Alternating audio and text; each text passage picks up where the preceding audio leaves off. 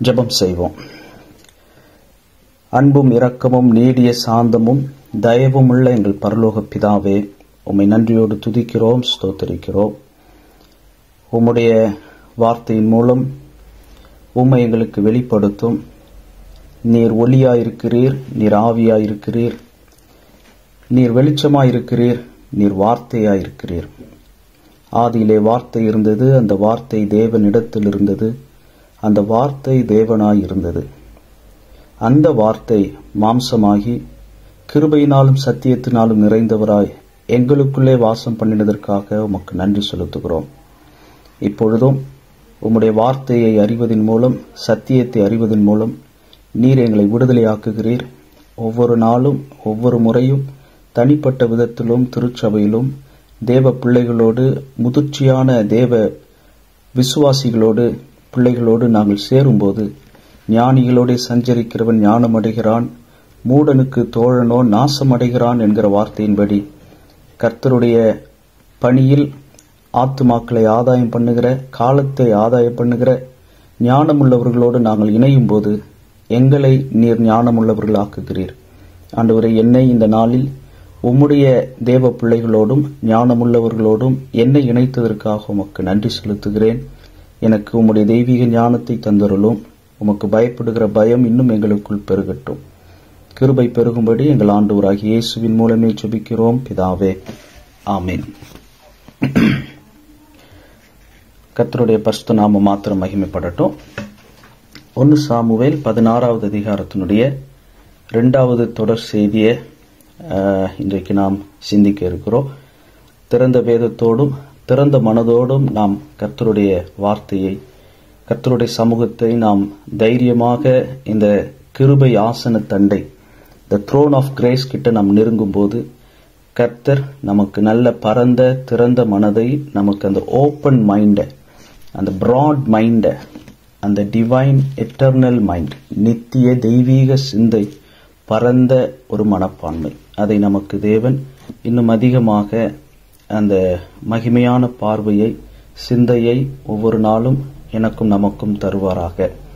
1 Samuel 16வது அதிகாரம் முதல் 7 வசனங்களை வாசிக்கிற 1 சாமுவேல் 16வது அதிகாரம் முதல் 7 வசனங்கள். கர்த்தர் சாமுவேலை நோக்கி, இஸ்ரவேலின் மேல் ராஜாவாய் இராதபடிக்கு நான் புறக்கணித்து தள்ளின சவுலுக்காக நீ எந்த மட்டும் துக்கித்துக் கொண்டிருப்பாய்? நீ உன் கொம்பை தைலத்தால் நிரப்பிக் கொண்டு வா. பெத்லேகேமியனாகிய ஈசாயினிடத்துக்கு உன்னை அனுப்புவேன். அவன் குமாரரில் ஒருவனை நான் ராஜாவாக தெரிந்து கொண்டேன் என்றார். அதற்கு சாமுவேல், நான் எப்படி போவேன்?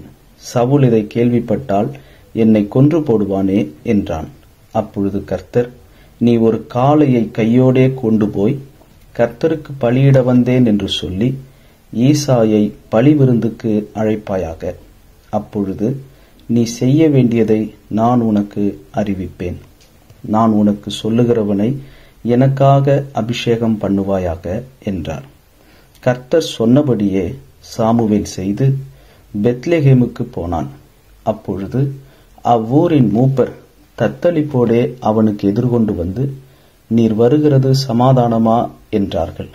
அதற்கு அவன், சமாதானம்தான், கர்த்தருக்கு பலியிட வந்தேன்.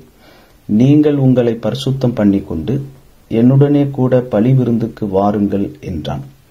மேலும் ஈசாயையும் அவன் குமாரரையும் பரிசுத்தம் பண்ணி அவர்களை பலி விருந்துக்கு அழைத்தான்.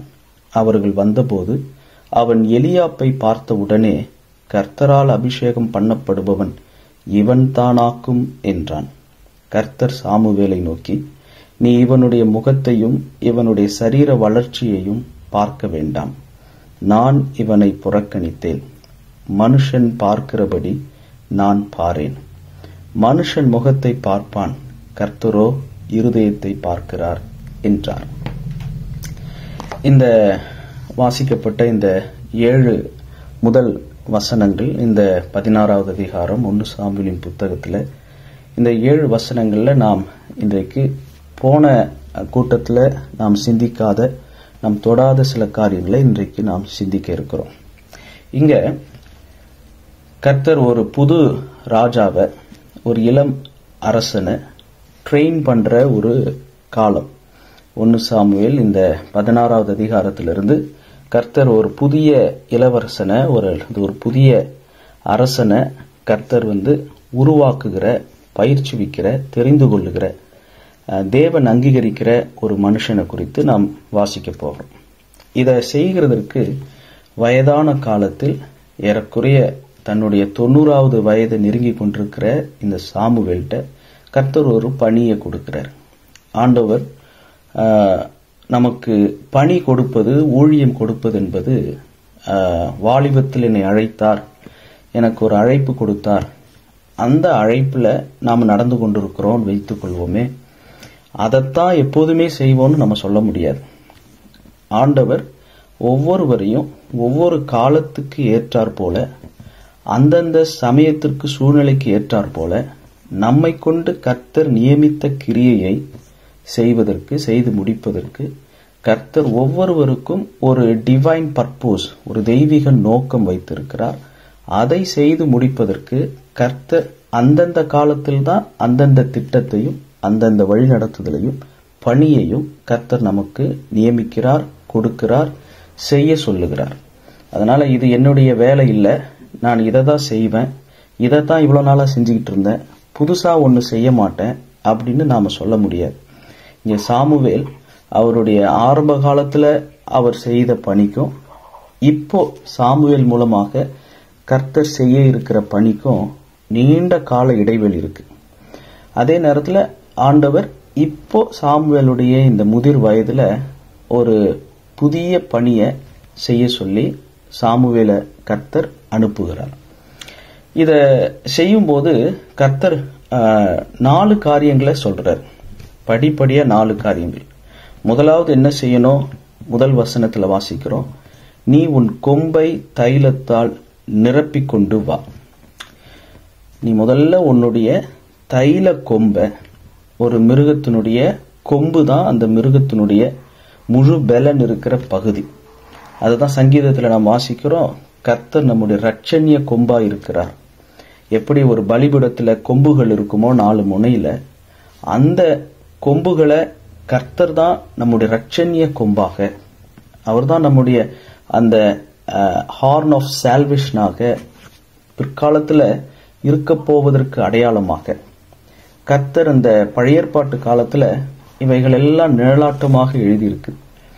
இயேசு கிறிஸ்து தான் பரிசுத்த ஆவியினால் நம்மை அபிஷேகிக்கிறவர், நமக்கு ஞான ஸ்நானம் கொடுக்கிறவர். லூக்கா 3வது அதிகாரத்துல யோவான் ஸ்நானம் சொல்றாரு, நான் உங்களுக்கு ஜலத்தினால் ஞான ஸ்நானம், தண்ணீரினால் கொடுக்கிறேன், எனக்கு பின் வருகிறவர் பரிசுத்த ஆவியினாலும் அக்கினியினாலும் உங்களுக்கு ஞான ஸ்நானம் கொடுப்பார்.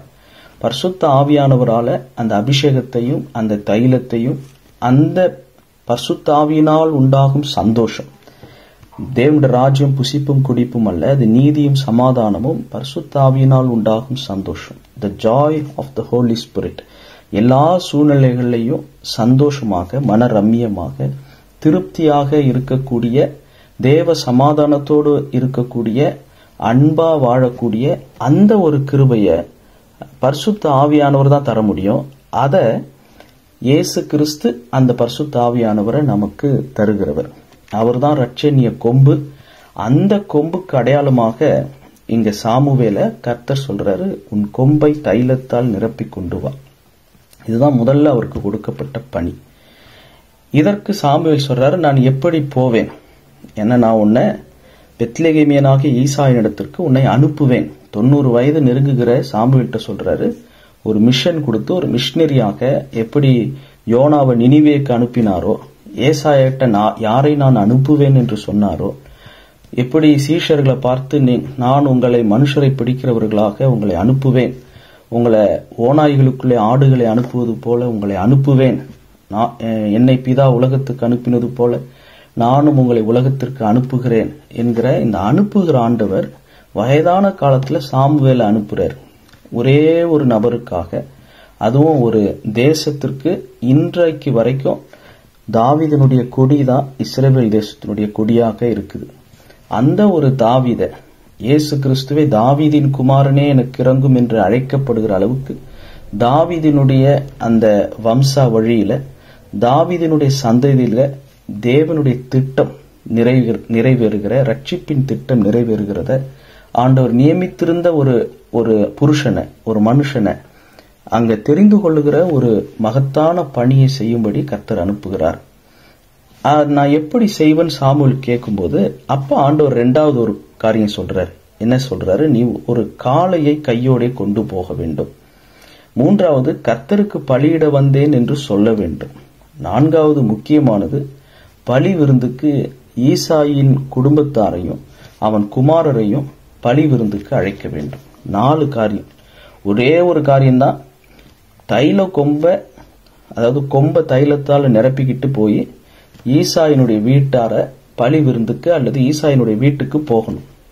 இவர் பயந்ததுனால, சவுலுக்கு பயந்ததுனால ஆண்டவர் இப்ப எக்ஸ்ட்ராவா இன்னும் கொஞ்சம் வேலை கொடுக்கிறார். காளையை கூட்டிக்கிட்டு போகணும், கர்த்தருக்கு பலியிட வந்தேன்னு சொல்லணும், குறிப்பா பலி விருந்துக்கு மூப்பர்கள் எல்லாம் வரவழைக்கப்படும் போது அங்க ஈசாயையும் அவன் குமாரரையும் அந்த பலி விருந்துக்கு அழைக்க வேண்டும். இந்த 4 ஸ்டெப்ஸை தான் சாமுவேலுக்கு கர்த்தர் அங்க கொடுக்கிறார். இப்ப போகும்போது இங்க சவுலுக்கு சாமுவேல் பயப்படுறார். 2வது வசனத்துல சொல்றாரு, சவுல் இதை கேள்விப்பட்டால் என்னை கொன்று போடுவானே என்றான். இங்க சாமுவேலுடைய வார்த்தையில சவுலுடைய ஆவியில இந்த காலகட்டத்தில் சவுல் எப்படிப்பட்டவரா மாறிட்டார்.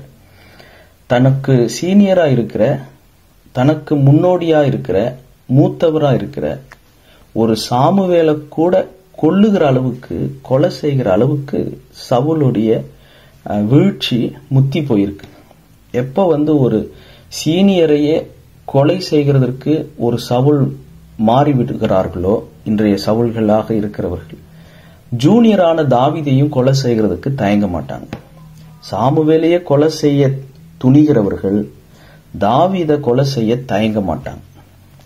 சோ நாம இன்னைக்கு அடுத்த தலைமுறை வாலிபர்களை நாம் அழிப்பதற்கு, சிதைப்பதற்கு, அவங்க தடுமாறுகிறதுக்கு, இடறுவதற்கு அந்த ஹிண்ட்ரன்சஸ், அந்த ஆப்ஸ்டாக்கிள்ஸை நாம் அடுத்த தலைமுறைக்கு நாம போட்டு அவங்க இடறுவதற்கு நாம காரணமா இருக்கிறோம்னா என்ன அர்த்தம்? நாம் சாமுவேல்களை நாம் மதிப்பதில்லை. யார் சாமுவேலை மதிக்கலையோ அவங்க தாவீதை மதிக்க மாட்டாங்க. யார் சாமுவேலை கொல்றதுக்கு ரெடியா இருக்கிறாங்களோ அவங்க தாவீதையும் கொல்றதுக்கு தயங்க மாட்டாங்க. நாம சிந்திச்சு பார்க்கணும், நான் அடுத்த தலைமுறை தாவீதை வளர்த்து விடுகிறேனா, அந்த மனநிலை எனக்கு இருக்குதான்றதை எப்படி கண்டுபிடிக்கலாம்னா, எனக்கு முன்னோடியா இருக்கிற மூத்தவர்கள், பெரியவர்கள், முன் அனுபவம் உள்ளவர்கள், எக்ஸ்பீரியன்ஸ் இருக்கு, கிஃப்ட்ஸ், தாளந்துகள், தோம் இருக்குது, வரங்கள் இருக்குது, அழைப்பு இருக்குது, அவங்க நீண்ட காலமாக கர்த்தருக்கு பணி செய்திருக்கிறாங்க. அவங்களுக்கும் எனக்கும் நான் எப்படி அவங்கள நான் ட்ரீட் பண்றேன், எப்படி அவங்கள மதிக்கிறேன், நான் அவங்க கிட்ட எப்படி நடந்து கொள்றேன், நான் எனக்கு பெரியவங்களை நான் எப்படி நடத்துகிறேனோ அப்படிதான் எனக்கு சின்னவங்களை நான் நடத்துவேன். நான் சிறு பிள்ளைகளையும் வாலிபர்களையும் பொறாமையினாலையும் ஈகோ, எரிச்சல்னால என்னை விட இவன் வளர்ந்துடக்கூடாது, அவங்கள நான் வளர விட மாட்டேன் அப்படின்னு யார் தனக்கு அடுத்த ஒருத்தவங்கள போட்டியாளரா நினைக்கிறாங்களோ அவங்க வாழ்க்கையில எங்கேயாவது ஒரு பகுதியில அவங்களோட பெரிய சாமுவேல்களை அவங்க அவமதிக்கிறவங்களா இருப்பாங்க. எல்லாம் நல்லா இருக்கிற வரைக்கும் சாமுவேலை ரொம்ப மதிப்பாங்க. ஆனா சாமுவேல் போன்ற பெரியவர்கள், சவுலை போன்ற எனக்கு அல்லது நமக்கு அவங்க எச்சரிப்பின் சத்தமோ, கண்டிப்பின் வார்த்தையோ, திருத்துகிற அந்த கரெக்ஷனையோ கொடுக்கும்போது நான் டிமோட்டிவேஷன் ஆகுறேன்னா அல்ல மோட்டிவேட்டடா எடுத்துக்கிறேன்னா, அதாவது the corrections of seniors அது என்ன டிமோட்டிவேட் பண்ணுதா அல்லது என்ன மோட்டிவேட் பண்ணுதா, என்னை உற்சாகப்படுத்துதா என்ன சோர்வு உண்டாக்குதா? நீதிமான் என்னை கொட்டட்டும், அது என் தலைக்கு என்னையை போல இருக்கட்டும் நினைக்கிறவங்க தான் அடுத்த தலைமுறை தாவீதுகளுக்கு ஊன்றுகோலாக துணையாக இருப்பாங்க. சவுல் சாமுவேலையே கொல்ல முயற்சிக்க துணியும் போது அதுக்கு அடுத்து பாத்தீங்கன்னா தன் வாழ்நாள் முழுவதும் தாவீத வேட்டையாடுறதும் தாவீத கொல்றதும் தான் சவுலுடைய முழு மூச்சாக இருந்தது.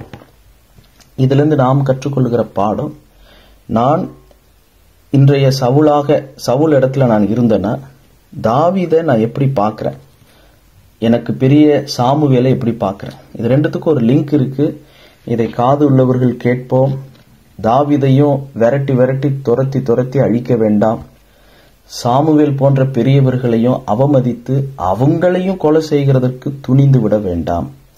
கர்த்தர் நமக்கு அந்த நல்ல அறிவையும் புத்தியையும் தருவாராக. அடுத்து நாம் இந்த முதல் 7 வசனங்கள் நாம் கற்றுக்கொள்றது என்னன்னா, சாமுவேல் சொல்றாரு, அவன் என்னை கொன்று போடுவானே அப்படின்னு 2வது வசனத்துல சாமுவேல் பயப்படுறாரு. புதிய ஏற்பாட்டுல நீங்க பாத்தீங்கன்னா 3 யோவான்ல திருச்சபையை நிறுவிய யோவான், இயேசுவினுடைய மார்பில சாய்ந்து கொண்டிருந்த சீடன், சிலுவை வரைக்கும் பின்பற்றிய சீடன், 12 சீஷர்கள்லேயே அதிக ஆண்டு கடைசியாக வாழ்ந்து கடைசியாக மரித்த ஒரு சீஷன். அந்த சீஷன் மூலமாக உருவாக்கப்பட்ட சபையில அங்க ஒரு மனுஷன் இருந்தார். எப்படி இந்த சாமுவேலுக்கு எதிர்த்து சவுல் இருந்தாரோ அதுபோல புதிய ஏற்பாட்டில் நாம் வாசிக்கிறோம் 3 யோவான், ஒரே அதிகாரம் தான், அதுல வசனங்கள் 9, 10. நான் சபைக்கு எழுதினேன், ஆனாலும் அவர்களில் முதன்மையாயிருக்க விரும்புகிற தியோத்திரேப்பு எங்களை ஏற்றுக்கொள்ளவில்லை. எப்படி சவுல் சாமுவேலை ஏற்றுக்கொள்ளலையோ அதுபோல தியோத்திரேப்பு எங்களை ஏற்றுக்கொள்ளவில்லை. ஆனபடியால் நான் வந்தால் அவன் எங்களுக்கு விரோதமாய் பொல்லாத வார்த்தைகளை அலப்பி செய்து வருகிற கிரியைகளை நினைத்துக் கொள்வேன். அவன் இப்படி செய்து வருவதும் போதாமல் தான் சகோதரரை ஏற்றுக்கொள்ளாமல் இருக்கிறதும் அன்றி ஏற்றுக்கொள்ள மனதாயிருக்கிறவர்களையும் தடை செய்து சபைக்கு புறம்பே தள்ளுகிறான். இன்னைக்கு சாமுவேல் சொன்ன அந்த வார்த்தையை நாம இங்க இந்த புதிய ஏற்பாட்டில் இருக்கிற இந்த வசனத்தோடு ஒப்பிட்டு பார்ப்போம். எப்பவுமே பழைய ஏற்பாட்டு இந்த காரியங்களை நம்ம சிந்திக்கும் போது முதலாவது அதுல கொஞ்சம் கஷ்டம் என்னன்னா, நிறைய பேர்கள் இருக்கிறதுனால ஒரு சில பேர்கள் தவறாக சொல்லிவிட வாய்ப்பு இருக்கும். அதனால அப்படி ஏதாவது நான் பேரை தவறா சொல்லியிருந்தா மன்னிப்பு கேட்டுக்கிறேன். ரொம்ப கவனமாக பேசணும். அதனால ஆண்டவர் தான் எனக்கு உதவி செய்யணும். 1. 2வது, நம்முடைய காலகட்டத்துக்கு இந்த பழைய ஏற்பாட்டு வேத பகுதிகளை நம்ம சிந்திக்கும் போது நம்முடைய காலகட்டத்துக்கு ஒப்பிட்டு பார்க்கணும். அன்னைக்கு சாமுவேல் பயந்தார், சவுல் என்ன கொன்று போட்டுடுவானே, சவுல் ராஜாவாக இருக்கும் போதே நான் போய் ஒரு தாவீதை ஒரு ராஜாவாக அல்லது ஒரு புதிய ஒரு ராஜாவை நான் அபிஷேகம் பண்ண போனா இதை கேள்விப்பட்டா சவுல் என்ன கொன்று போட்டு விடுவானேன்னு சாமுவேல் பயந்தார். இந்த ஆவி ஆதி திருச்சபையில அல்லது முதல் நூற்றாண்டு திருச்சபையில செயல்பட்டது. யார் தன்னுடைய சீனியரை கொலை செய்ய அல்லது காட்லி பீப்புள் தேவ பக்தி உள்ளவர்களை அழிக்கணும் அப்படின்னு நினைக்கிறவங்க யாருன்னா 3 யோவான் 9வது வசனத்துல வாசிக்கிறோம், முதன்மையா இருக்க விரும்புகிற தியோத்திரேப்பு. யாரெல்லாம் நான் தான் ஃபர்ஸ்ட் இருக்கணும், என்னதான் ஃபர்ஸ்ட் உட்கார வைக்கணும், என்னதான் முதல்ல மதிக்கணும், என்னதான் முதல்ல கனம் பண்ணணும், நான் தான் முதன்மையா இருக்கணும், அல்லது என் பிள்ளைகள், என் ரத்தம், என்னுடைய ஜாதி, என் ஊரு, என் இனம், என் மொழி, இந்த நான் எனது என்னுடையது, இங்க நான் தான் முதன்மையா இருக்கணும்னு விரும்புகிற இந்த மனிதர்கள், இப்படிப்பட்ட ஆவி கொண்டவர்கள் தான் யோவானையே ஏற்றுக்கொள்ளல. சபையினுடைய ஃபவுண்டரையே தியோத்திரேப்பு ஏற்றுக்கொள்ளல. அது ஏற்றுக்கொள்றதும் இல்லாம இவங்க என்ன பண்ணுவாங்க, இன்னொன்னு, தான் சகோதரரை ஏற்றுக்கொள்ளாமல் இருக்கிறதும் அன்றி, 10வது வசனம் 3 யோவான்ல, ஏற்றுக்கொள்ள மனதா இருக்கிறவர்களையும் தடை செய்து சபைக்கு புறம்பே தள்ளுகிறார்கள். அப்படின்னா என்ன அர்த்தம்? ஒன்னு, தான் ஏற்றுக்கொள்ளாதவங்களை மற்றவங்க ஏற்றுக்கொள்ளக்கூடாது. அப்படி நான் ஏற்றுக்கொள்ளாதவங்களை நீங்க ஏற்றுக்கொண்டீங்கன்னா உங்களை சபைக்கு வெளியே தள்ளிடுவோம். அல்லது நான் ஏற்றுக்கொள்ளாத ஒருவரை ஒரு ஊழியர் ஒரு பொறுப்புல இருக்கிறவர் ஏற்றுக்கொண்டா அவங்கள பணி மாற்றம் செய்வது, அவங்கள தூக்கி வேற ஒரு சர்ச்சில் மூப்பரா போடுறது, அவங்கள பொறுப்புகளை மாற்றி அமைக்கிறது. ஏன்னா நீங்க இங்க இருந்தா தானே நீங்க இவரை ஏற்றுக்கொண்டுகிட்டு இருப்பீங்க, உங்களை இங்க இருந்து அந்த இடத்துக்கு தள்ளி போட்டுடுறேன், டிரான்ஸ்பர் பண்ணிடுறேன், அப்பதான் நீங்க அவரை ஏற்றுக்கொள்ள மாட்டீங்க. இந்த மாதிரி தானும் ஏற்றுக்கொள்றதில்ல, ஏற்றுக்கொள்ள மனதா இருக்கிறவங்களையும் தடை செய்வது, புறம்பே தள்ளுவது. ஏன்னா இங்க நான் தான் முதன்மையா இருக்க வேண்டும். ரெண்டாவது, ரோமர் 15வது அதிகாரத்துல பவுலே சொல்றாரு, சின்னப்பர் பவுலே சொல்றாரு, ரோமர் 15ல 23வது வசனம், ரோமர் 15:23, இப்பொழுது இந்த திசைகளிலே எனக்கு இடமில்லாதபடியினாலும் உங்களிடத்தில் வரும்படி அநேக வருஷமாய் எனக்கு மிகுந்த விருப்பம் உண்டாயிருக்கிறபடியினால் நான் ஸ்பானியா தேசத்திற்கு பிரயாணம் பண்ணுகையில் உங்களிடத்தில் வந்துடுறேன் அப்படின்னு ரோமாபுரியில் உள்ள கிறிஸ்தவர்களுக்கு பவுல் எழுதுறாரு. என்ன சொல்றாரு? அவர் எந்த இடத்துல இருந்து இந்த ரோமருக்கு இந்த நிருபத்தை எழுதிட்டு இருக்கிறாரோ அந்த இடத்துல இந்த திசைகளிலே எனக்கு இடம் இல்லை. NIV டிரான்ஸ்லேஷன்ல ரொம்ப அழகா எழுதி இருந்தது. There is no more place for me to work in these regions. நான் எங்க இருந்து இந்த நிருபத்தை உங்களுக்கு எழுதிட்டு இருக்கிறேனோ இந்த இடத்துல, இந்த திசைகள்ல எனக்கு இடம் இல்லப்பா. பவுலுக்கே இடம் இல்லை. பவுலை கூப்பிட்டு உற்சாகப்படுத்துறதுக்கோ, பவுலை அங்கீகரிப்பதற்கோ, ஏற்றுக்கொள்வதற்கோ அங்க இடம் கொடுக்க மாட்டாங்க. There is no open doors. மத்தேயு 5வது அதிகாரத்தில் இப்படிப்பட்டவர்களுக்கு தான் இயேசு கிறிஸ்து அருமையான ஒரு வார்த்தையை சொல்லியிருக்கிறார். மத்தேயு 5வது அதிகாரம் 10-12, நீதி நிமித்தம் துன்பப்படுகிறவர்கள் பாக்கியவான்கள். இன்றைய சாமுவேல்களே, உங்களை இன்றைய சவுல்களை போன்றவங்க துன்பப்படுத்தினா நீங்க நீதி நிமித்தம் துன்பப்படுகிறீர்கள், நீங்கள் பாக்கியவான்கள், பரலோக ராஜ்யம் அவர்களுடையது. என் நிமித்தம் உங்களை நிந்தித்து துன்பப்படுத்தி பலவித தீமையான மொழிகளையும் உங்கள் பேரில் பொய்யாய் சொல்வார்களானால் பாக்கியவான்களாய் இருப்பீர்கள். சந்தோஷப்பட்டு கலிகூறுங்கள், பரலோகத்தில் உங்கள் பலன் மிகுதியாயிருக்கும். உங்களுக்கு முன்னிருந்த தீர்க்கதரிசிகளையும் அப்படியே துன்பப்படுத்தினார்களே. God blesses those who are persecuted for doing right, for the kingdom of heaven is theirs. And remember, the ancient prophets were persecuted in the same way. உங்களுக்கு முன்னிருந்த தீர்க்கதரிசிகளும் இப்படியே துன்பப்பட்டார்கள். உதாரணத்துக்கு சாமுவேல் சவுல் மூலமாக அல்லது தாவீது சவுல் மூலமாக துன்பப்பட்டது போல இன்றைக்கும் நாமும் பலவிதமான காரியங்கள்னால, குறிப்பா நன்மை செய்வதனால, பை டூயிங் ரைட், நாம் நீதி செய்து நாம் துன்பப்பட்டால் நாம் பாக்கியவான்கள். இந்த சவுலுடைய ஆவியையும் நம்ம இந்த பகுதியில் நாம் கவனிக்க முடியும். இந்த எங்க இந்த மனநிலை வருது? முதன்மையா இருப்பதனால மட்டும் இல்ல. ரெண்டாவது முக்கியமான ஒரு காரணம், அதையும் இங்க சொல்றது நல்லது. அப்போஸ்தலர் 7வது அதிகாரம், அப்போஸ்தலர் 7வது அதிகாரம். யார் சாமுவேலை கொல்ல நினைப்பாங்க, யாரு தாவீதை விரட்டுவாங்கன்னா, அப்போஸ்தலர் 7:51 வாசிக்கிறோம். வணங்கா கழுத்துள்ளவர்களே, இருதயத்திலும் செவிகளிலும் விருத்த சேதனம் பெறாதவர்களே, உங்கள் பிதாக்களைப் போல நீங்களும் பரிசுத்த ஆவிக்கு எப்பொழுதும் எதிர்த்து நிற்கிறீர்கள். அதாவது resisting to the Holy Spirit, பரிசுத்த ஆவியானவருக்கு எதிர்த்து நிற்கிறவர்கள் தேவ பிள்ளைகளுக்கும் தேவ ஊழியர்களுக்கும் எதிர்த்து நிற்பார்கள். ஒன்று. அல்லது தேவ பிள்ளைகளுக்கும் தேவ திட்டத்திற்கும் தேவனுடைய மனிதர்களுக்கும் எதிர்த்து நிற்கும் போது நாம் பரிசுத்த ஆவியானவருக்கு எதிர்த்து நிற்க ஆரம்பிக்கிறோம். சோ சவுல் இன்றைய மனநிலையில நாம புரிந்து கொள்ளணும்னா, முதன்மையாக இருக்க விரும்புகிற தியோத்திருப்பை போல அல்லது பரிசுத்த ஆவியானவருக்கு எதிர்த்து நிற்கிற மனதை உடையவர்களைப் போல நாம் சவுலை புரிந்து கொள்கிறோம். நான் சாமுவேலை எதிர்க்காம இருக்கலாம், ஆனா தாவீதை எதிர்க்கலாம்.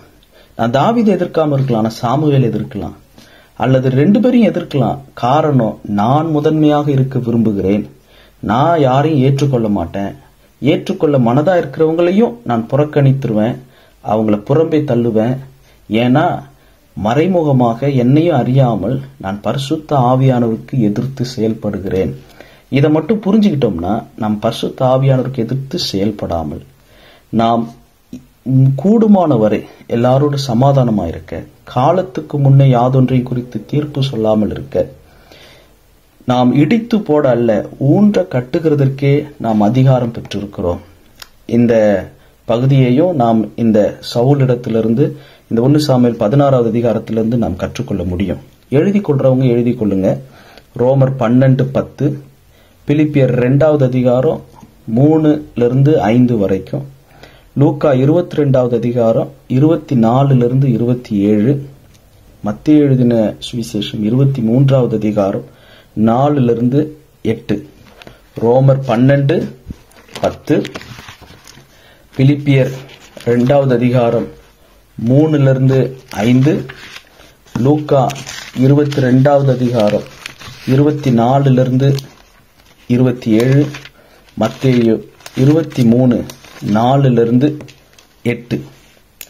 ரோமர் 12:10 வாசிக்கிறோம், கனம் பண்ணுகிறதிலே ஒருவருக்கொருவர் முந்திக் கொள்ளுங்கள்.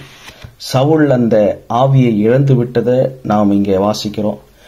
நாமோ நம்மை விட மற்றவர்களை மேலானவர்களாக நினைத்து கனம் பண்ணுகிறதுல நாம் முந்திக் கொள்வோம். உங்களில் பெரியவனாயிருக்க விரும்புகிறவன், லூக்கா 22 இயேசு கிறிஸ்து அழகா சொல்லியிருக்கிறார். லூக்கா 22:24-27 வரைக்கும். உங்களுக்குள்ளே அப்படி இருக்கக்கூடாது. உங்களில் பெரியவன் சிறியவனைப் போலவும் தலைவன் பணிவிடைக்காரனைப் போலவும் இருக்க கடவன். பந்தி இருக்கிறவனோ பணிவிடை செய்கிறவனோ எவன் பெரியவன்? பந்தி இருக்கிறவன் அல்லவா? அப்படி இருந்தும் நான் உங்கள் நடுவிலே பணிவிடைக்காரனைப் போல் இருக்கிறேன். அப்படிப்பட்ட ஆண்டவராகிய இயேசு கிறிஸ்துவை ஆராதிக்கிற, விசுவாசிக்கிற, நம்புகிற நாம் மற்றவர்களுக்கு பணிவிடை செய்ய, மற்றவர்களை நம்மை விட மேலானவர்களாக நினைத்து, நாம் பெரியவனா இருக்கணும்னா முதலாவது சிறியவனா இருக்கணும். முதன்மையா இருக்க விரும்பாம மற்றவர்களை முன்னிலை நிறுத்துவதற்கு நாம் நம்மை ஒப்புக் கொடுக்கணும். 2வது 1 சாமுவேல் 16வது அதிகாரம் 2வது வசனத்துல வாசிக்கிறோம். இங்க சாமுவேல் சவுலுக்கு பயப்படுகிறத பார்க்கிறோம். நான் எப்படி போவேன்? சவுல் இதை கேள்விப்பட்டால் என்னை கொன்று போடுவானே என்றான். இந்த மனுஷருக்கு பயப்படுகிற பயம் நீதிமொழிகள்ல நம்ம 29வது அதிகாரத்துல நமக்கு எல்லாருக்கும் தெரிந்த பகுதி வசனம் தான். நீதிமொழிகள் 29 அதை வாசிக்கிறோம். மனுஷருக்கு பயப்படுகிற பயம் கண்ணியை வருவிக்கும். கர்த்தரை நம்புகிறவனும் உயர்ந்த அடைக்கலத்திலே வைக்கப்படுவான். நீதிமொழிகள் 29:25. அனனியா, மோசே, பேதுரு, 4வது பவுல். இதை மட்டும் இன்னைக்கு பார்க்கலாம்னு நினைக்கிறேன், நேரம் போயிடும். அப்போஸ்தலர் 9வது அதிகாரத்துல பவுலை பார்த்து சபையே பயந்துகிட்டு இருந்தது.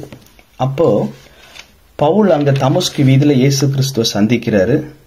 9வது அதிகாரத்துல 6வது வசனத்துல பவுல் என்கிற சவுல் நடுங்கி திகைத்து, ஆண்டவரே, நான் என்ன செய்ய சித்தமாயிருக்கிறீர் என்றான். அதற்கு கர்த்தர் என்ன சொல்றாருன்னா, நீ எழுந்து பட்டணத்துக்குள்ளே போ, நீ செய்ய வேண்டியது அங்கே உனக்கு சொல்லப்படும் அப்படின்னு சொல்றார். இங்க அனனியா இடத்துல கர்த்தர் பேசுறார். 10வது வசனம், தமஸ்குவிலே அனனியா என்னும் பேருள்ள ஒரு சீஷன் இருந்தான். அவனுக்கு கர்த்தர் தரிசனமாகி, அனனியாவே என்றார். அவன், ஆண்டவரே, இதோ அடியேன் என்றான். பொழுது கர்த்தர், நீ எழுந்து நேர் தெருவு எண்ணப்பட்ட தெருவுக்கு போய் யூதாவின் வீட்டிலே தர்சு பட்டணத்தானாகிய சவுல் என்னும் பேருள்ள ஒருவனை தேடு. அவன் இப்பொழுது ஜெபம் பண்ணுகிறான். அனனியா என்னும் பேருள்ள ஒரு மனுஷன் தன்னிடத்தில் வரவும் தான் பார்வை அடையும்படி தன்மேல் கை வைக்கவும் தரிசனம் கண்டான் என்றார். அதற்கு அனனியா சொல்றார், எப்படி சாமுவேல் சவுலுக்கு பயந்தாரோ அதுபோல இங்க அனனியா சொல்றாரு, ஆண்டவரே, இந்த மனுஷன் எருசலேமில் உள்ள உம்முடைய பரிசுத்தவான்களுக்கு எத்தனையோ பொல்லாங்குகளை செய்தான் என்று அவனை குறித்து அநேகரால் கேள்விப்பட்டிருக்கிறேன். இங்கேயும் உம்முடைய நாமத்தை தொழுது கொள்ளுகிற யாவரையும் கட்டும்படி அவன் பிரதான ஆசாரியர்களால் அதிகாரம் பெற்றிருக்கிறானே என்றான். இங்க அனனியாவுக்கு இருக்கிற பயம் கர்த்தருடைய திட்டத்தை அறியாததினால் வருகிற பயம். சாமுவேலுக்கு சவுல் மேல ஒரு பயம் வந்தது. அனனியாவுக்கு வந்த பயம் கர்த்தர் சவுலாகிய இந்த பவுலை குறித்து வைத்திருக்கிற திட்டம், தேவ திட்டத்தை அனனியா அறியாது இருந்ததுனால அவர் பயப்படுறார். அப்பதான் கர்த்தர் அனனியாவை பார்த்து சொல்றாரு, அப்போஸ்தலர் 9:15, அதற்கு கர்த்தர், நீ போ, அவன் புறஜாதிகளுக்கும் ராஜாக்களுக்கும் இஸ்ரவேல் புத்திரருக்கும் என்னுடைய நாமத்தை அறிவிக்கிறதற்காக நான் தெரிந்து கொண்ட பாத்திரமாயிருக்கிறான். அவன் என்னுடைய நாமத்து நிமித்தம் எவ்வளவாய் பாடுபட வேண்டும் என்பதை நான் அவனுக்கு காண்பிப்பேன் என்றான். இரண்டாவது யாத்ராகமம் 4வது அதிகாரம். அதாவது அனனியா பயப்படுறாரு. அடுத்து இங்க ஒரு சில உதாரணங்கள். யாத்ராகமம் 4வது அதிகாரத்துல மோசே உன்னுடைய பயம். யாத்ராகமம் 4:13-14. அதற்கு மோசே, ஆண்டவரே, நீர் அனுப்ப சித்தமாயிருக்கிற யாரையாகிலும் அனுப்பும் என்றான். அப்பொழுது கர்த்தர் மோசேயின் மேல் கோபம் உண்டவராகி, லேவியனாகி ஆரோன் உன் சகோதரன் அல்லவா? அவன் நன்றாய் பேசுகிறவன் என்று அறிவேன். அவன் உன்னை சந்திக்க புறப்பட்டு வருகிறான். உன்னை காணும் போது அவன் இருதயம் மகிழும். நீ அவனோட பேசி அவன் வாயில் வார்த்தைகளை போடு. நான் உன் வாயிலும் அவன் வாயிலும் இருந்து நீங்கள் செய்ய வேண்டியதை உங்களுக்கு உணர்த்துவேன். இங்க மோசே தயங்குவதையும் பயப்படுவதையும் கர்த்தர் போக சொல்லுகிற அந்த மிஷனுக்கு, அந்த அருட்பணியை செய்வதற்கு நீர் அனுப்ப சித்தமாயிருக்கிற வேற யாரையாகிலும் அனுப்போம் அப்படின்னு சொல்றார். இங்க தேவனுடைய வல்லமைய மோசே சந்தேகிக்கிறார். தேவனுடைய அந்த ஓங்கிய புயத்தையும் அவருடைய பலத்த கரத்தையும் மோசே இன்னும் கண்டு அனுபவிக்கல. அதனால அங்க மோசே பயப்படுகிறார். மத்தேயு 26வது அதிகாரத்துல தேவன் மேல அன்பு இல்லாத, உண்மையான அன்பு இல்லாத பேதுருவை பார்க்கிறோம். மத்தேயு 26வது அதிகாரம் 69-74 வரைக்கும். மத்தேயு 26 69-74 வரைக்கும். அத்தருணத்தில் பேதுரு வெளியே வந்து அரமனை முற்றத்தில் உட்கார்ந்திருந்தான். அப்பொழுது வேலைக்காரி ஒருத்தி அவனிடத்தில் வந்து, நீயும் கலிலேயனாகிய இயேசுவோட கூட இருந்தாய் என்றாள். அதற்கு அவன், நீ சொல்லுகிறது எனக்கு தெரியாது என்று எல்லாருக்கும் முன்பாக மறுதளித்தான். அவன் வாசல் மண்டபத்திற்கு போன பொழுது வேறொருத்தி அவனை கண்டு, இவனும் நசரேயனாகிய இயேசுவோட கூட இருந்தான் என்று அங்கே இருந்தவர்களுக்கு சொன்னாள். அவனோ, அந்த மனுஷனை நான் அறியேன் என்று ஆணையிட்டு மறுபடியும் மறுதளித்தான். சற்று நேரத்துக்கு பின்பு அங்கே நின்றவர்கள் பேதுருவிடத்தில் வந்து, மெய்யாகவே நீயும் அவர்களில் ஒருவன், உன் பேச்சு உன்னை வெளிப்படுத்துகிறது என்றார்கள். அப்பொழுது அவன் அந்த மனுஷனை அறியேன் என்று சொல்லி சபிக்கவும் சத்தியம் பண்ணவும் தொடங்கினான். உடனே சேவல் கூவிற்று. கர்த்தர் மேலுள்ள அன்பு அது உண்மையான அன்பாக, முழுமையான அன்பாக இல்லாத போது, நான் உமக்காக என் உயிரையும் கொடுப்பேன், இவங்க எல்லாரும் ஓடி போனாலும் நான் ஓடி போக மாட்டேன் அப்படின்னு பேசிய அந்த பேதுரு அங்க 3 முறை சேவல் கூவுறதுக்கு முன்னாடி அவர் மறுதளிக்கிறார். தேவனுடைய திட்டத்தை முழுமையாக அறியாத அனனியா, தேவனுடைய வல்லமையை முழுமையாக அனுபவிக்காத மோசே, பிதா குமாரன் இயேசு கிறிஸ்துவாகிய திரியேக தேவன் மீது உண்மையாக முழுமையாக அன்பு கூறாத பேதுரு பயப்படுகிறத நாம் இந்த 3 பகுதிகளிலிருந்து நாம் வாசித்தோம். இந்த பேதுரு பரிசுத்தாவியோட அபிஷேகத்தை பெற்றதுக்கு பிற்பாடும் கூட ஒரு இடத்துல அவர் பயப்படுறத நம்ம பார்க்கிறோம். கலாத்தியர் 2வது அதிகாரம் 11வது வசனத்திலிருந்து 13வது வசனம் வரைக்கும். கலாத்தியர் 2:11-13. பேதுரு மேலும் அந்தியோக்கியாவுக்கு வந்தபோது அவன் மேல் குற்றம் சுமந்ததினால் நான் முகமுகமாய் அவனோடு எதிர்த்தேன். எப்படியெனில், யாக்கோபினிடத்திலிருந்து சிலர் வருகிறதற்கு முன்னே பேதுரு புறஜாதியாருடனே சாப்பிட்டான். அவர்கள் வந்தபோதோ விருத்த சேதனம் உள்ளவர்களுக்கு பயந்து விலகி பிரிந்தான். அவர்களுக்கு பயந்து, விருத்த சேதனம் உள்ளவர்களுக்கு பயந்து விலகி பிரிந்தான். மற்ற யூதரும் அவனுடனே கூட மாயம் பண்ணினார்கள். அவர்களுடைய மாயத்தினாலே பர்னபாவும் இழுப்புண்டான். சோ இந்த மனுஷருக்கு பயப்படுகிற பயம் இங்க நம்ம குறிப்பா வாசிக்கிறது மாயம் பண்ணுகிறதுனாலே, ஹிப்போக்ரிசி, மாய்மாலம் பண்றதுனால. இவங்களையும் திருப்திப்படுத்தணும், பிரியப்படுத்தணும், அவங்களையும் திருப்திப்படுத்தணும், பிரியப்படுத்தணும். அதாவது மனைவியை திருப்திப்படுத்துறதா, அம்மாவை திருப்திப்படுத்துறதா, மாமியாரை திருப்திப்படுத்துறதா, மருமகளை திருப்திப்படுத்துறதா, யாரை ஊழியர்களை திருப்திப்படுத்துறதா, அல்லது உடன் ஊழியரை திருப்திப்படுத்துறதா, விசுவாசியை திருப்திப்படுத்துறதா, இப்படியே போயிட்டு இருந்தோம்னா அங்க ஒருத்தவங்களுக்கு பயந்து இன்னொருத்தவங்களை பிரியப்படுத்துற நிலைக்கு வந்துடும். சோ இங்க பீட்டர் என்ன பண்றான்னா, he was afraid of criticism from these people who insisted on the necessity of circumcision.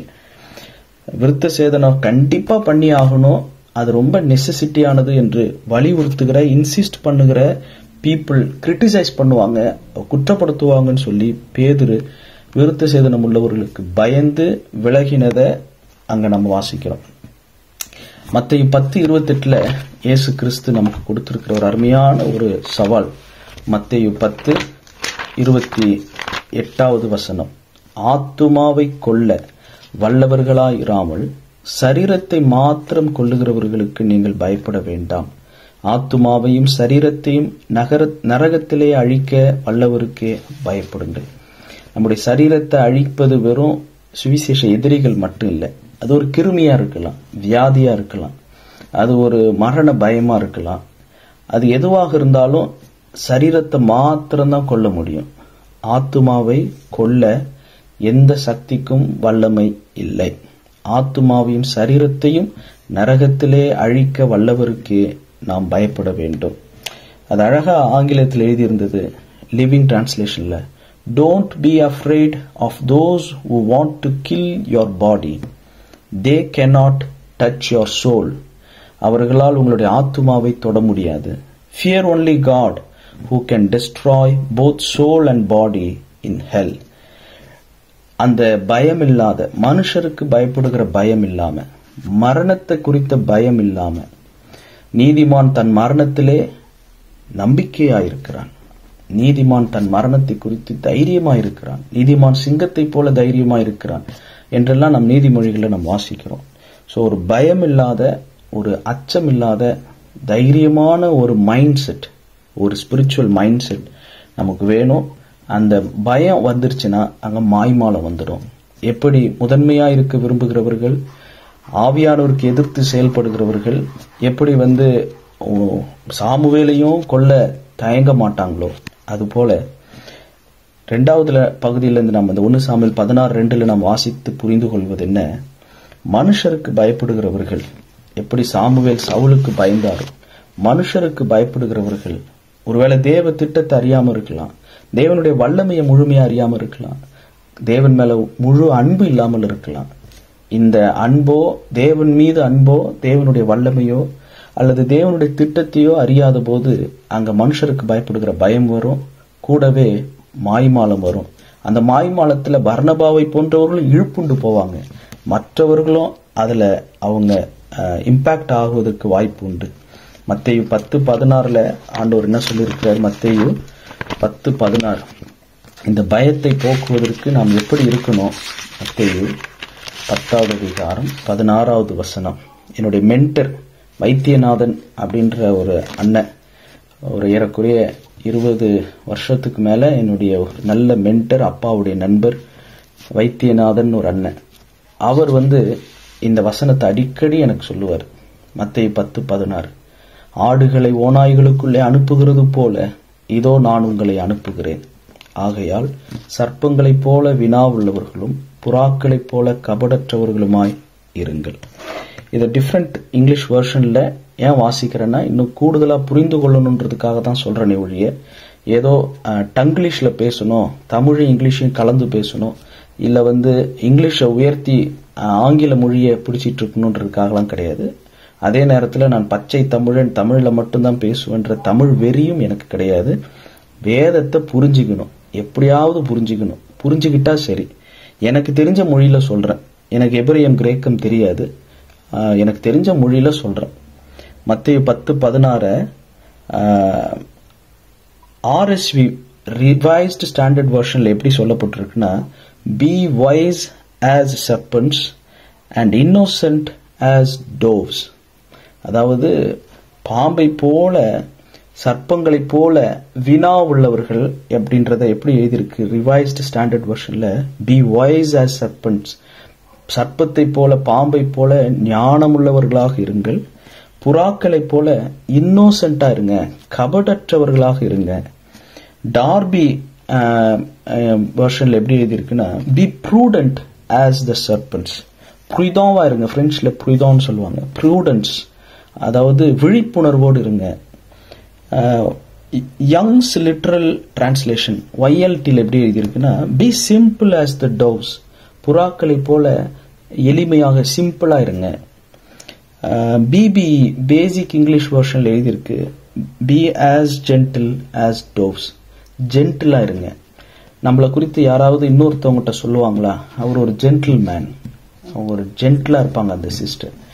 அந்த ஜென்டில்னஸ், ஆண்டவர் சொன்னார், நான் சாந்தமும் மனத்தாழ்மையுமா இருக்கிறேன். I am gentle in spirit. அதான் அர்த்தம். அந்த ஜென்டில்னஸ் நம்ம வளர்த்து கொள்ளணும். நாம மனுஷருக்கு பயப்படாம இருக்கணும்னா நாம் வைஸா இருக்கணும். அதே நேரத்துல ப்ரூடென்டா, சிம்பிளா, ஜென்டிலா, இன்னோசென்டா, குழந்தையை போல. குழந்தைத்தனம் அது சைல்டிஷ்னஸ், அது கூடாது. குழந்தையை போல அது சைல்டு லைக், அது நமக்கு வேண்டும். குழந்தையை போல மற்றவர்களோட பழகுவோம். ஞானமுள்ளவர்களாக நாம் இருக்க. அடுத்ததாக ஆண்டவர் 1 சாமுவேல் 16வது அதிகாரத்தில் ஆண்டவர் இதெல்லாம் சொல்றாரு. நீ உன் கொம்ப தைலத்தால் நிரப்பி கொண்டு வான்றாரு, காளைய கையோட கூட்டி கொண்டு போன்றாரு, கர்த்தருக்கு பலியிட வந்தேன்னு சொல்லுன்னு சொல்றாரு, ஈசாய பலி விருந்துக்கு ஈசாயனுடைய பிள்ளைகளையும் அழைக்கணும்னு சொல்றாரு. சொல்லிட்டு 16வது அதிகாரம் 3வது வசனம், அப்பொழுது நீ செய்ய வேண்டியதை நான் உனக்கு அறிவிப்பேன். நீ செய்ய வேண்டியதை அப்பொழுது உனக்கு அறிவிப்பேன். இங்கேயே எல்லாத்தையும் சொல்ல மாட்டேன், அப்போ உனக்கு சொல்றேன். இன்னைக்கு பாட்டு பாடும் போது கூட அந்த சிஸ்டர் பாடினாங்க, ஆண்டவர் கனவின் மூலமாக பேசுவார், ஆண்டவர் காட்சி தந்து அல்லது சாட்சியின் மூலமாகவும் அவர் பேசுவார் அப்படின்னு ரொம்ப அழகான ஒரு அர்த்தமுள்ள பாடலை பாடினாங்க. அவங்களுக்காக கர்த்தரை ஸ்தோத்திரிக்கிறேன்.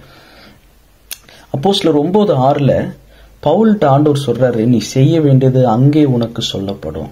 தமஸ்கு வீதியில ஆண்டவரை தரிசித்த பவுல்ட்ட சொல்றாரு, நீ செய்ய வேண்டியது ஊருக்குள்ள நீ போ, குருடனா போ, அங்க உனக்கு சொல்லப்படும். அவ்வளவுதான் சொன்னார். அப்போஸ்தலர் 10:6 கொர்நேலியு தூதனையே பாக்குறாரு. ஆனா அந்த தூதன் என்ன சொல்ற, தூதனே சுவிசேஷத்தை சொல்லிருக்கலாம். ஆனா தூதன் சொல்றாரு, நீ செய்ய வேண்டியதை பேதுரு உனக்கு சொல்லுவான். நீ போய் யோப்பா பட்டணத்தில் இருக்கிற பேதுருவை நீ அழைத்து கொண்டு வா, நீ செய்ய வேண்டியதை அவன் உனக்கு சொல்லுவான். ஆண்டவர் எப்போதுமே முழு திட்டத்தையும் முழுமையும் நமக்கு சொல்றதில்லை. நீ ஆபிரகாமே, நீ ஈசாக்க கூட்டுக்கிட்டு மலைக்கு போ, கையை தூக்கி குத்துற மாதிரி கத்திய ஓங்கு, ஒன்னும் கவலைப்படாத, அங்க ஒரு ஆட்டு மாட்டிக்கிட்டு இருக்கும், சிக்கிக்கிட்டு இருக்கும், அதோடைய கொம்பு மாட்டிக்கிட்டு இருக்கும், நீ பாட்டு ஈசாக்க கட்ட அவிழ்ச்சிட்டு அந்த ஆட்டை எடுத்து வெட்டிட்டு பழி செலுத்திட்டு வர வேண்டியதுதான். அப்படி சொல்லி இருந்தாருன்னா ஆபிரகாமுக்கு அந்த விசுவாச பயிற்சி, அந்த டெஸ்ட் இருந்திருக்காது. படிப்படியா தான் ஆண்டவர் சொல்றாரு, நான் உனக்கு குறிக்கும் மலைக்கு போ, ஈசாக்க கூட்டிக்கிட்டு போ, இவ்வளவுதான் ஆண்டவர் சொல்றாரு. அங்க ஈசாக்கு கேட்கும் போது கூட ஆபிரகாம் விசுவாச வார்த்தையை சொல்றாரு, கர்த்தருடைய பர்வதத்திலே பார்த்து கொள்ளப்படும். வேலைக்காரங்கிட்ட சொல்றாரு, நானும் மகனும் போய் கர்த்தரை ஆராதித்து பலியிட்டு நாங்கள் திரும்ப வருவோம் தான் சொல்றாரு. ஆனா ஆண்டவர் எல்லாத்தையும் ஆபிரகாம்கிட்ட சொல்லல. அதே போலதான் இங்க சாமுவேல்ட்டையும், வயதான சாமுவேல், இவ்வளவு அனுபவம் உள்ள சாமுவேல் நியாயாதிபதி கிட்டையும் கர்த்தர் சொல்றாரு, இவ்வளவு நீ செய்ய, நீ ஈசாய பலிவிருந்துக்கு அழைத்து கொண்டு வர சொல்லு, அப்பொழுது நீ செய்ய வேண்டியதை நான் உனக்கு அறிவிப்பேன். கர்த்தருடைய சித்தத்தை இன்றைய காலத்தில் வாழ்கிற நாம் எப்படி அறிந்து கொள்வது? இந்த சாமுவேல், சவுல், தாவீது இதை குறித்து சிந்திச்சிட்டு இருக்கிற நாம், கர்த்தர் சாமுவேல்ட்ட சொன்னார், நீ உன் கொம்ப தைலத்தால நிரப்பு, காளைய கையோடு கூட்டிக்கிட்டு போ, கர்த்தருக்கு பலியிட வந்தன்னு கேட்கறவங்கள்ட்ட சொல்லு, ஈசாயினுடைய வீட்டார பலி விருந்துக்கு கூப்பிடு, அங்க உனக்கு நீ செய்ய வேண்டியது சொல்லுவேன். இவ்வளவு தெளிவா ஆண்டவர் சொல்றாரு. இந்த காலத்தில் வாழ்கிற நாம், நம்ம கிட்ட ஆண்டவர் இப்படி பேசுவாரா? இன்னைக்கு ஆவுன்னா சொல்றாங்க, கர்த்தர் சொன்னார், கர்த்தர் சொன்னார். என்னமோ கர்த்தர் சொல்றது எவ்வளவு பெரிய விஷயம் அது. அது ஒரு காபிரியல் தூதனை மரியாள் சந்தித்தது என்பது இவ்வளவு பெரிய விஷயம் அது. இன்னைக்கு ஆவுன்னா கர்த்தர் சொன்னார், கர்த்தர் சொன்னார்னு இஷ்டத்துக்கு சொல்லிட்டு இருக்கிறாங்க. எனக்கு வேலை டிரான்ஸ்பர் ஆயிடுச்சு, வேலை இந்த ஊர்ல போயிடுச்சு, அந்த ஊருக்கு வேலை கொடுத்துட்டாங்கன்னு சொல்ல வேண்டியது தானே. கர்த்தர் திட்டமா சொன்னாரு, அதனாலதான் நாங்க அங்க வேலைக்கு போறோம். வேலையிலிருந்து தூக்கிட்டாங்க, டிரான்ஸ்பர் பண்ணிட்டாங்க, அதனால அங்க போறோம்னு சொல்லிடலாம். ஆனா அதுக்கு ஒரு ஆவிக்குரிய சாயம் பூசி, கர்த்தர் சொன்னார், ஆகவே திட்டமா சொன்னார், அதனாலதான் நாங்க அங்க போறோம். இந்த மாதிரி பரிதாபமா பேசுகிற பலரை நம்ம இந்த காலத்துல பாக்கிறோம். தேவ சித்தத்தை புரிந்து கொள்வதற்கு 4 சிம்பிள் வழி. 1, கர்த்தருடைய வார்த்தை. 2வது, நமக்குள் இருக்கிற ஆவியானவர், உள்ளான ஒரு ஆவியானுடைய வழிநடத்துதலை நாம் உணர்வது. 3வது, தெய்வீக ஆலோசனைகள். முதிர்ச்சி உள்ள விசுவாசிகள், முதிர்ச்சி உள்ள ஆவிக்குரிய தலைவர்கள் அவங்களுடைய அறிவினாலும் அவங்களுடைய அனுபவத்தினாலும் அவங்களுக்கு கர்த்தர் கொடுத்த வரங்களினாலும் அவங்க நம்மளை கைட் பண்றதுனால நாம் தேவனுடைய சித்தத்தையும் வழிநடத்துதலையும் புரிந்து கொள்ள முடியும். 4வது, நமக்கு கர்த்தர் அனுமதிக்கிற சூழ்நிலைகள், நமக்கு வாழ்க்கையில நாம் அனுபவிக்கிற சில சந்தர்ப்பங்கள். ஏன்னா கர்த்தர் நம்முடைய வாழ்க்கையினுடைய எல்லா சிச்சுவேஷன்ஸையும் அவர் தான் ஆர்டர் பண்றாரு. எல்லாத்துக்கும் மேல ஒரு தெய்வீக சமாதானம், ஒரு இன்னர் பீஸ் நமக்கு வேண்டும். சங்கீதம் 50:23 நாம் வாசிக்கிறோம். சங்கீதம் 50வது அதிகாரம் 23வது வசனத்துல வாசிக்கிறோம். சங்கீதம் 50:23, ஸ்தோத்திர பலியிடுகிறவன் என்னை மகிமைப்படுத்துகிறான், தன் வழியை செவ்வைப்படுத்துகிறவனுக்கு தேவனுடைய ரட்சிப்பை வெளிப்படுத்துவேன் என்று சொல்லுகிறார். To him who orders his conduct right, I will show the salvation of God. இந்த வசனத்தோடு இந்த நாளின் சிந்தனையை நாம் நிறைவு செய்வோம். சாமுவேலுக்கு கர்த்தர் நேரடியா பேசினாரு, இதை செய்ய சொன்னாரு, அதை செய்ய சொன்னாரு. அவரும் நான் சவுலுக்கு பயப்படுறேன்றத அவர் ஃப்ரெண்ட்லியா ஆண்டவர்கிட்ட சொன்னாரு. ஓகே, நீ பயப்படாத, உனக்கு நான் வேற ஒரு பிளான் பே வச்சிருக்கேன், ஒரு பிளான் பி வச்சிருக்கிறேன்னு சொல்றாரு. இந்த மாதிரி எல்லாம் இன்னைக்கு ஆண்டவர் என்னோடு பேச மாட்டாரா? எனக்கு தேவ சித்தத்தை எப்படி அறிவது? ரொம்ப சிம்பிள்.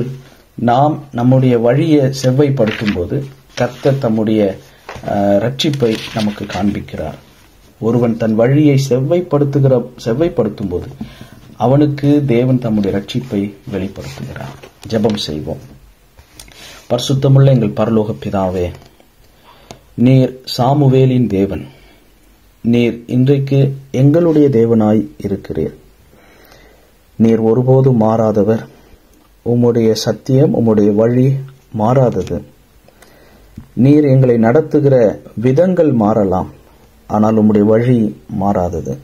நானே வழியும் சத்தியமும் ஜீவனுமாயிருக்கிறேன், என்னாலே அல்லாமல் ஒருவனும் பிதாவினிடத்தில் வரான் என்று சொன்னவரே, ஆண்டவரே, நாங்கள் சவுலைப் போல சாமுவேலை கொல்லுவதற்கும் துணிந்து விடாமல், தாவீதை போன்றவர்களை துரத்தி அவர்களை கொல்லுகிறதற்கும் நாங்கள் துணிந்து விடாமல், நாங்கள் முதன்மையாயிருக்க விரும்பாமல், மற்றவர்களை மேலானவர்களாக நினைக்க கனம் பண்ண, எங்களுக்குள்ள மாய்மாலம் இல்லாமல், ஆவியானவருக்கு எதிர்த்து செயல்படாமல், நாங்கள் சாமுவேலை மதிக்க, தாவீதையும் உற்சாகப்படுத்த கிருபை தாரும். அதே நேரத்தில் சாமுவேல் சவுலுக்கு பயந்தது போல, அனனியா பயந்தது போல, மோசே பயந்தது போல, பேதுரு பயந்தது போல நாங்கள் பயப்படாமல், எப்படி பவுல் பயப்படாமல் பேதுருவுக்கு எதிர்த்து நீர் செய்தது குற்றம் என்று அன்றைக்கு பேதுருவுக்கு எதிர்த்து பேசினாரோ, மனுஷருக்கு பயப்படாமல் அன்றைக்கு பவுல் பேதுருவுக்கு எதிர்த்து அவர் குற்றத்தை உணர்த்தினாரோ, நாத்தான் தாவீதுக்கு குற்றத்தை உணர்த்தினாரோ, அதுபோல நாங்களும் இன்றைக்கு ஆத்துமாவை கொல்லுகிறவருக்கு நாங்கள் பயப்பட, சரீரத்தை மாத்திரம் கொல்லுகிற சூழ்நிலையோ, கிருமியோ, வியாதியோ, மனிதர்களுக்கோ நாங்கள் பயப்படாமல், மரண பயம் இல்லாமல், ஜீவாதிபதியாகிய ஜீவனுக்கு அதிபதியான அந்த இயேசு கிறிஸ்துவை சொந்த இரட்சகராக கொண்ட நாங்கள் மரண பயத்திலிருந்து விடுதலையாகி மரித்தாலும் பிழைப்போம் என்கிற அந்த நம்பிக்கையிலே மேன்மை பாராட்ட கிருபை தாரும். இன்றைக்கு பேசிய சிந்தித்த வார்த்தைகளின்படி எங்களோடு கூட இடைப்படுவீராக. எங்களுடைய வழிகளை செவ்வைப்படுத்தும் போது கர்த்தர் நீர் உம்முடைய ரட்சிப்பை எங்களுக்கு காண்பிக்கிறீர். உம்முடைய வழி நடத்துதலை நாங்கள் பெற்றுக்கொள்ளவும் அனுபவிக்கவும் எங்களுக்கும் எங்கள் பிள்ளைகளுக்கும் கிருபை செய்யும். துதி கன மகிமை எல்லாவற்றும் ஒருவருக்கே செலுத்தி எங்கள் ஆண்டவர் இரட்சகரும் மீட்பருமாகிய இயேசு கிறிஸ்துவின் நாமத்தில் தாழ்மையோடு ஜெபிக்கிறோம் பிதாவே. ஆமென்.